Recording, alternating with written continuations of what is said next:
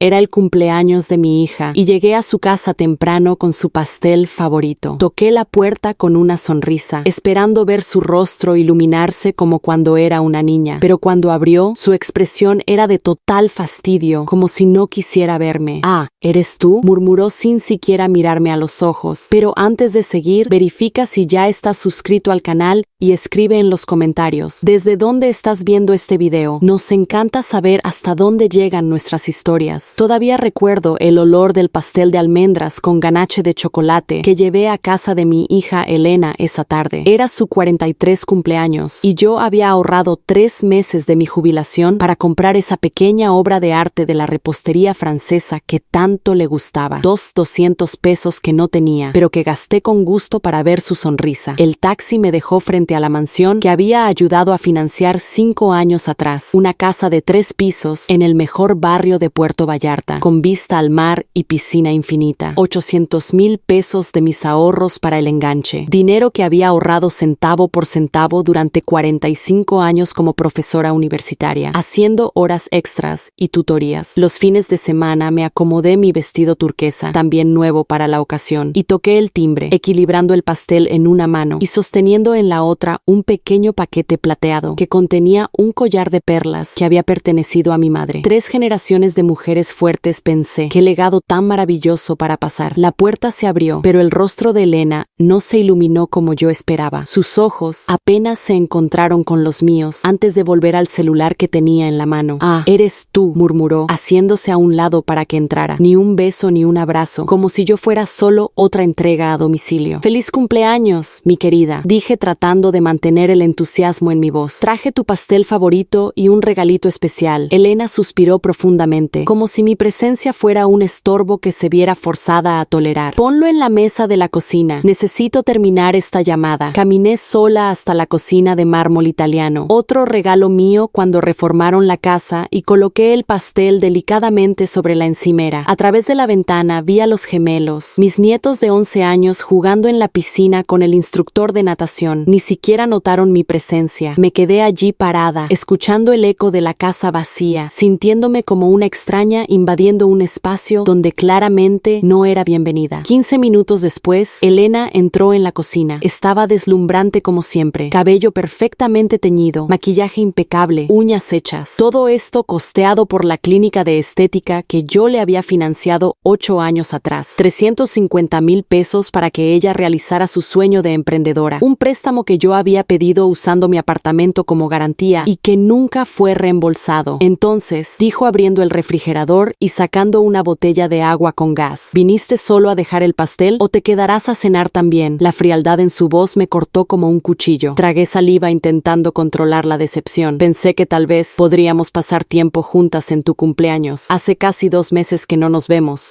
Respondió revisando de nuevo el celular. En realidad tengo planes para más tarde. Marcelo me va a llevar a cenar a la Marea. Solo nosotros dos. Marcelo, su tercer esposo, un hombre que vivía de inversiones nunca especificadas y que curiosamente siempre necesitaba de mi ayuda financiera para sus proyectos de emergencia. El último había sido hace solo 3 semanas. 60,000 pesos para un supuesto negocio de importación que no podía esperar. Dinero que yo había sacado de mis ahorros para tratamiento médico. Entiendo, respondí tratando de ocultar el dolor en mi voz. Tal vez podamos almorzar mañana entonces. Elena puso los ojos en blanco y finalmente me miró directamente. Su rostro estaba tenso, como si estuviera conteniendo algo que quería decir desde hacía mucho tiempo. «Mamá, necesitamos hablar», señaló los taburetes altos alrededor de la isla de la cocina. «Siéntate». Obedecí sintiendo un nudo formarse en mi estómago. Conocía ese tono. Era el mismo que usaba de niña antes de decir algo deliberadamente cruel para probar mis límites. «He estado pensando mucho últimamente», comenzó girando lentamente el vaso de agua entre los dedos, «sobre el cumpleaños, sobre la vida, sobre lo que realmente me haría feliz». Asentí tratando de parecer alentadora. «Claro, querida, dime lo que quieres. Tal vez pueda ayudar de alguna manera». Elena puso el vaso sobre la mesa con un golpe sordo y me miró directamente a los ojos. Lo que vi allí me heló hasta los huesos. No era amor, ni siquiera irritación pasajera. Era puro desprecio. «La única cosa que realmente me gustaría recibir de regalo de cumpleaños», dijo lentamente, pronunciando cada palabra con deliberada crueldad, «es que simplemente desaparecieras de mi vida, preferiblemente simplemente que te murieras. El mundo se detuvo. El aire fue succionado de la habitación. Intenté hablar, pero mi garganta se cerró. Fue como si alguien me hubiera golpeado físicamente en el pecho. ¿Qué? Fue todo lo que pude susurrar. Escuchaste, continuó, ahora con una frialdad calculada. Estoy cansada de ti, mamá. Cansada de tus llamadas constantes, de tus visitas inesperadas, de tu forma de inmiscuirte siempre en mi vida con tus consejos anticuados y tu insoportable necesidad emocional. Mis manos comenzaron a temblar incontrolablemente. 74 años de vida, 43 años siendo su madre y nunca, jamás imaginé que escucharía tales palabras salir de la boca de mi única hija. Elena, logré decir entre lágrimas que empezaban a formarse. Soy tu madre. Te di todo. Sacrifiqué todo por ti. Exacto, exclamó levantándose del taburete. Por eso me estás asfixiando. No puedo respirar con tu presencia constante. Necesito espacio. Necesito libertad. Necesito vivir mi vida sin tener que lidiar con tus expectativas y tu drama emocional. Miré el pastel de cumpleaños, las velas aún en la caja, esperando ser encendidas. Todo lo que había imaginado para ese día, abrazos, risas, recuerdos compartidos, se desvaneció como humo. Pero Elena, intenté una vez más. Solo quiero estar cerca de ti, ser parte de tu vida. Eres todo lo que tengo. Y ese es exactamente el problema, respondió cruzando los brazos. El hecho de que yo soy todo lo que tú tienes. Arregla tu propia vida y déjame en paz. Me levanté del taburete, mis piernas temblando tanto que temí caerme. Tomé mi bolso y el pequeño paquete con el collar de perlas. El pastel se quedaría. Tal vez los gemelos lo apreciarían, aunque su madre no pudiera. No puedo creer que me estés diciendo esto, murmuré después de todo lo que hice por ti. Todo lo que hiciste. Se rió sarcásticamente. Mamá, todo lo que hiciste fue para tu propio beneficio, para sentirte necesaria, para tener control sobre mi vida. Pero ya no soy una niña y ya no te necesito asfixiándome. Caminé hacia la puerta, cada paso costándome años de vida. En el umbral me di la vuelta una última vez, esperando ver algún arrepentimiento en sus ojos, algún rastro de esa niñita dulce que había criado con tanto amor, pero solo vi impaciencia. Impaciencia para que me fuera y ella pudiera continuar con su vida libre de la carga que aparentemente yo representaba. Feliz cumpleaños, Elena, susurré y salí cerrando la puerta suavemente detrás de mí. Lo que mi hija no sabía mientras me observaba partir esa tarde soleada es que ella había encendido algo dentro de mí que había permanecido dormido por décadas. Una llama que no era de autodestrucción, sino de renacimiento. El taxi me dejó frente a mi pequeño apartamento en el centro de la ciudad, un lugar modesto de 2 habitaciones que había comprado con el dinero de la venta de la casa familiar después de la muerte de mi esposo 20 años atrás. Entré tambaleándome, dejé caer el bolso al suelo y me desplomé en el sofá desgastado, el mismo sofá donde había acunado a Elena de bebé, donde le había leído cuentos todas las noches, donde había secado sus lágrimas después de cada decepción. Las palabras de ella resonaban en mi mente como un estribillo cruel: que te murieras. Mi propia hija había deseado mi muerte como regalo de cumpleaños. El dolor era físico, un peso abrumador en mi pecho que hacía difícil respirar. Pasé la noche en vela recordando cada momento, cada sacrificio, cada centavo que había invertido en ella durante 4 décadas. Cuando Elena tenía 5 años y fue diagnosticada con asma severa, trabajé turnos extras en la universidad para pagar los tratamientos especializados que el seguro no cubría. Fueron 18,000 pesos en consultas y medicamentos, dinero que obtuve vendiendo las joyas de matrimonio que mi esposo me había dado. A los 16, cuando quiso hacer un intercambio a los Estados Unidos, hipotequé este mismo apartamento para pagar los 250,000 pesos del programa. Gracias, mami, me había dicho en ese momento, abrazándome fuerte en el aeropuerto. Eres simplemente la mejor madre del mundo. Palabras que ahora parecían pertenecer a otra vida, otra persona. En la universidad, cuando Elena decidió cambiar de carrera 3 veces de Derecho a Arquitectura, luego a Administración, pagué cada semestre sin una sola queja. En total, fueron casi 480,000 pesos. Dinero que conseguí dando clases extras los fines de semana y días festivos, sacrificando cualquier vida personal que pudiera haber tenido. Cuando se casó con su primer esposo, una ceremonia extravagante para 300 invitados en el mejor hotel de la ciudad. Fui yo quien pagó por todo, 420,000 pesos. El vestido de diseñador, las flores importadas, la orquesta, el banquete gourmet. Es el día más feliz de mi vida, mamá, había dicho radiante en su vestido de princesa. Y todo gracias a ti. El divorcio llegó 2 años después, seguido por un segundo matrimonio aún más caro, que también terminó en menos de 3 años. Y entonces, Marcelo, el esposo actual, la casa de 3 pisos, la clínica de estética, el auto de lujo que ayudé a financiar cuando el viejo se descompuso, 220,000 pesos, las escuelas privadas bilingües para los gemelos, 48,000 pesos por trimestre. Al amanecer empecé a hacer cuentas. Encontré una caja vieja donde guardaba todos los recibos, todos los comprobantes de transferencias, todos los contratos que había firmado a lo largo de los años, no por desconfianza, sino por organización. Una vieja profesora de matemáticas nunca pierde sus hábitos. Sentada a la mesa de la cocina, con una taza de té frío que no tuve ánimo de beber, empecé a listar cada valor, cada fecha, cada motivo. El total me dejó atónita. Más de 4,800,000 pesos a lo largo de 43 años, casi 5 millones de pesos que yo había dedicado a la felicidad de mi hija, y todo eso para escuchar que su mayor deseo era mi muerte. Algo extraño sucedió mientras miraba esos números. El dolor punzante que había sentido durante toda la noche empezó a transformarse en algo diferente. No rabia, aunque también había rabia, sino una claridad cristalina que nunca había experimentado antes.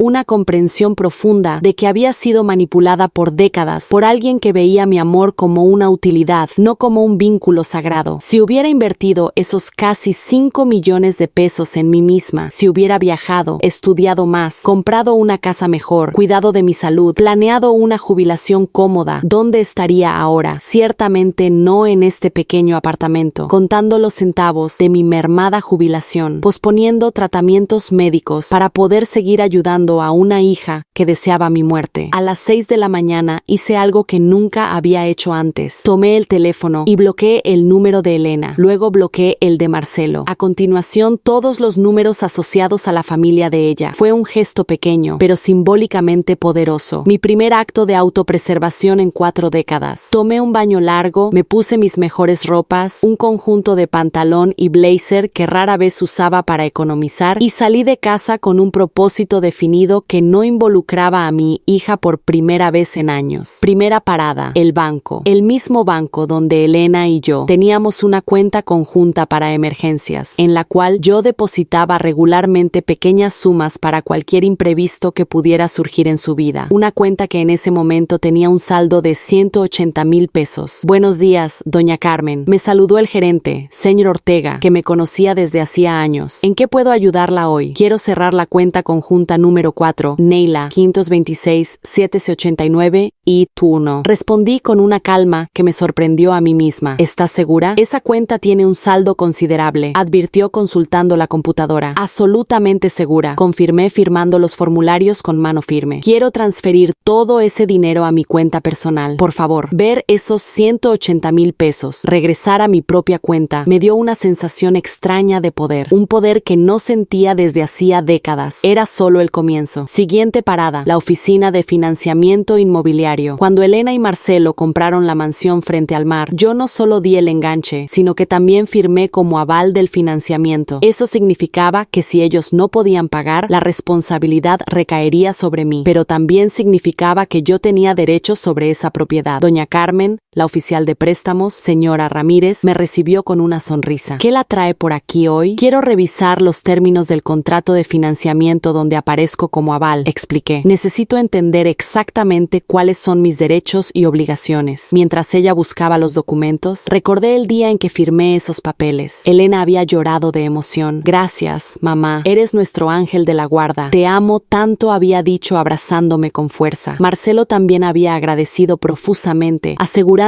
que nunca atrasarían un pago. Aquí está toda la documentación, dijo la señora Ramírez, colocando una carpeta gruesa frente a mí. Como aval, usted es responsable de los pagos si los titulares primarios no pueden hacerlos. Pero usted también tiene el derecho de reclamar la propiedad si cree que los deudores no serán capaces de cumplir sus obligaciones. Exacto, respondí examinando cuidadosamente cada página. ¿Cuáles serían los siguientes pasos si decidiera ejercer mis derechos como aval? Usted necesitaría demostrar que hay riesgo de incumplimiento o que ya ha habido retrasos significativos, explicó lo que la señora Ramírez no sabía, y lo que Elena inconscientemente me había revelado la semana anterior era que Marcelo había perdido recientemente una suma sustancial en una inversión fallida y que ellos habían atrasado el último pago de la hipoteca, una información que ella compartió casualmente, probablemente esperando que yo ofreciera ayuda como siempre hacía. Perfecto, murmuré recogiendo copias de todos los documentos importantes. ¿Y si quisiera iniciar ese proceso? La señora señora Ramírez me miró con curiosidad, pero mantuvo el profesionalismo. ¿Puedo agendar una reunión con nuestro departamento legal? Si lo desea, por favor, hágalo. Cuando salí de la oficina, sentí una ligereza extraña, como si estuviera flotando sobre las calientes aceras de la ciudad. Durante 43 años, había vivido para Elena. Había sacrificado mis propios sueños, mi dinero, mi tiempo, mi salud, todo para darle a ella la vida que siempre quiso. Y el resultado, ella deseaba mi muerte como regalo de cumpleaños. Mi siguiente parada fue un lugar que no visitaba desde hacía años, la agencia de viajes Horizontes Nuevos, especializada en nuevos comienzos para la tercera edad. Había guardado un folleto de ellos por años, soñando secretamente con posibilidades que siempre parecían fuera de mi alcance. Buenas tardes, me saludó una joven asesora llamada Lucía. ¿Cómo puedo ayudarla? Vi su programa sobre jubilados en el extranjero. Respondí, sentándome cómodamente en la silla frente a su escritorio. Me gustaría información completa sobre cómo una mujer de 74 años puede comenzar una nueva vida en España. Los días siguientes fueron una montaña rusa de emociones y preparativos secretos. Cada mañana me despertaba con una mezcla de dolor, determinación y algo que no sentía desde hacía mucho tiempo: esperanza. Era como si hubiera despertado de un largo trance donde vivía solo para satisfacer los caprichos de mi hija, y ahora, finalmente, estaba viviendo para mí misma. El martes mi teléfono sonó insistentemente. Era Elena. Ignoré la llamada. Me llamó 5 veces más, dejando mensajes cada vez más irritados. Mamá, necesito hablar contigo. Mamá, ¿estás bien? ¿Por qué no contestas? Mamá, los gemelos tienen una presentación en la escuela el jueves y necesitamos que te quedes con ellos después. Mamá, estoy empezando a preocuparme. La ironía no se me escapó. La misma mujer que había deseado mi muerte como regalo de cumpleaños estaba ahora preocupada porque yo no contestaba sus llamadas, no porque me echara de menos o se preocupara por mi bienestar, sino porque me necesitaba para algo. El miércoles recibí la visita de mi vecina y amiga de toda la vida, Dolores, una mujer de 70 años que había presenciado silenciosamente todos mis sacrificios por Elena a lo largo de las décadas. Carmen, dijo sentada en mi sala con una taza de café. ¿Te ves diferente? ¿Pasó algo? Le conté todo. Cada palabra dolorosa del cumpleaños de Elena, cada detalle de los planes que estaba haciendo. Dolores escuchó en silencio, sus ojos se llenando gradualmente de lágrimas. Dios mío, Carmen, murmuró cuando terminé. No puedo creer que Elena te dijera algo tan cruel después de todo lo que hiciste por ella. La parte más dolorosa es que lo dijo como si fuera la cosa más natural del mundo, expliqué. Como si yo fuera solo un estorbo en su vida que necesitaba ser eliminado. ¿Y de verdad te vas a España? Sí, respondí firmemente. Ya compré el boleto. Me voy la próxima semana. Dolores sostuvo mis manos con gentileza. Sabes que tienes todo mi apoyo, ¿verdad? Lo que Elena hizo es imperdonable. ¿Hay algo más? Dije bajando la voz. Voy a necesitar tu ayuda con algo muy especial. Le expliqué mi plan completo. Quería que Elena creyera que yo había muerto al menos por un tiempo. Dolores sería mi cómplice, la persona que encontraría mi apartamento vacío y la carta de despedida que dejaría. Es brillante, murmuró Dolores con una sonrisa cómplice. Esa niña ingrata finalmente va a entender lo que significa perderte. ¿Me ayudarás? Claro que sí. De hecho, creo que es exactamente lo que Elena necesita para reaccionar. Esa noche trabajé en la carta más importante de mi vida, la carta que lo cambiaría todo para siempre. Escribí y reescribí cada palabra, asegurándome de que transmitiera exactamente lo que quería decir. Mi querida Elena, comencé. Me pediste como regalo de cumpleaños que desapareciera de tu vida y he decidido conceder deseo. Cuando leas esta carta, ya estaré lejos de aquí, comenzando la vida que debía haber vivido hace décadas, en lugar de sacrificarlo todo por ti. Continué escribiendo por horas, documentando cada centavo que había gastado en ella, cada sacrificio que había hecho, cada oportunidad que había perdido por estar siempre disponible para sus necesidades. Pero no era una carta amarga, era educativa. Quería que ella entendiera exactamente lo que había perdido. Junto con esta carta encontrarás todos los documentos legales que firmé esta semana. Continué. El cambio del testamento, la cancelación de tu plan de seguro médico complementario que yo pagaba, la notificación de que como aval de tu hipoteca he decidido ejercer mis derechos debido a su reciente inestabilidad financiera y el cierre de todos los beneficios que recibías de mí. Era una carta de 18 páginas que detallaba meticulosamente todo lo que cambiaría en su vida ahora que yo había desaparecido exactamente como ella quería. Tu vida será mucho más fácil sin mí, concluí, pero también será mucho más cara. Espero que valga la pena. El jueves, mientras guardaba mis pertenencias más importantes en 2 maletas, recibí otra llamada de Elena. De nuevo, no contesté. Me llamó 4 veces más, dejando mensajes cada vez más desesperados. En la última, su voz sonaba genuinamente angustiada. Mamá, por favor, llámame. Algo pasó. Necesito tu ayuda. El banco nos llamó para una reunión de emergencia mañana sobre la hipoteca. Por favor, llámame tan pronto como escuches este mensaje. Así que era eso. El banco ya se había puesto en contacto con ella sobre mi solicitud de revisión del contrato. La realidad comenzaba a imponerse. El viernes, Marcelo apareció en mi puerta. Parecía exhausto y desesperado, con profundas ojeras y la barba sin afeitar. Una imagen muy diferente del hombre, siempre elegante y confiado que conocía. Carmen, dijo con voz suplicante. Elena me contó lo que pasó entre ustedes dos. Sé que lo que dijo fue terrible, incluso imperdonable, pero por favor, no le hagas esto a nuestra familia. ¿Hacer qué?, pregunté fingiendo inocencia. El banco nos dijo que estás iniciando un proceso para quedarte con la casa debido a retrasos en la hipoteca. Por favor, Carmen, fue solo un mes. Tuve algunos problemas con inversiones, pero lo voy a resolver todo. Te lo prometo. Era fascinante. Cuando Elena quería deshacerse de mí, yo era un estorbo. Pero cuando se dieron cuenta de que yo controlaba las riendas financieras que mantenían su lujoso estilo de vida, de repente yo era importante de nuevo. Marcelo, dije con calma, tu esposa fue muy clara conmigo. Mi presencia en su vida es una carga que ella ya no quiere soportar. Solo estoy respetando sus deseos. Pero Carmen, ¿sabes cómo es Elena cuando está enojada? No quiso decir eso. No lo quiso decir porque sonó bastante convincente cuando deseó mi muerte como regalo de cumpleaños. Marcelo bajó la cabeza. Sabía que no tenía argumento para defender lo indefendible. Por favor, insistió, dame una oportunidad de arreglar esto. Hablaré con Elena. Haré que entienda lo equivocada que está. Es demasiado tarde, respondí cerrando lentamente la puerta. Dales un beso a mis nietos por mí. El sábado fue mi último día en esa ciudad donde había pasado toda mi vida. Caminé por los lugares que habían sido importantes para mí. La universidad donde di clases por 38 años, el parque donde llevaba a Elena de niña, la iglesia donde me casé con su padre. Fue mi despedida silenciosa de una vida que había vivido completamente para los demás. El domingo comenzaría una vida que finalmente viviría para mí misma. En la mañana del domingo, Dolores tocó a mi puerta como habíamos acordado. Trajo café fresco y una sonrisa cómplice que me llenó de energía. ¿Lista para tu gran escape?, preguntó guiñándome un ojo. Más que lista, respondí, llevando mis 2 maletas a la puerta. ¿Tienes las llaves de repuesto de mi apartamento? Aquí están, dijo ella, mostrando el conjunto de llaves que le había dado la noche anterior. Y también tengo la carta para Elena y todos los documentos que vas a dejar. Habíamos planeado todo meticulosamente. Dolores esperaría hasta el martes para ir al apartamento de Elena y entregarle los documentos, fingiendo que había encontrado mi apartamento vacío y se había preocupado por mí. Desaparición. Recuerda, le indiqué mientras esperábamos el taxi. Tienes que parecer genuinamente preocupada. Dile que no contesté el teléfono por 2 días, que tocó a mi puerta y no respondí, y que cuando usó las llaves de emergencia, encontró el apartamento vacío y la carta. No te preocupes, Carmen. Fui profesora de teatro aficionado por 20 años. Será la actuación de mi vida, aseguró Dolores con una sonrisa traviesa. El taxi llegó puntualmente a las 6 de la mañana. Mientras el conductor cargaba mis maletas, di una última mirada a mi apartamento. Había vivido allí por 15 años, pero extrañamente no sentía nostalgia. Era como si finalmente me estuviera liberando de una prisión que yo misma había construido. ¿Al aeropuerto?, preguntó el taxista. Al aeropuerto, confirmé, y sentí como si esas 2 palabras marcaran el inicio de mi nueva existencia. El viaje en avión a Barcelona fue largo, pero Tr.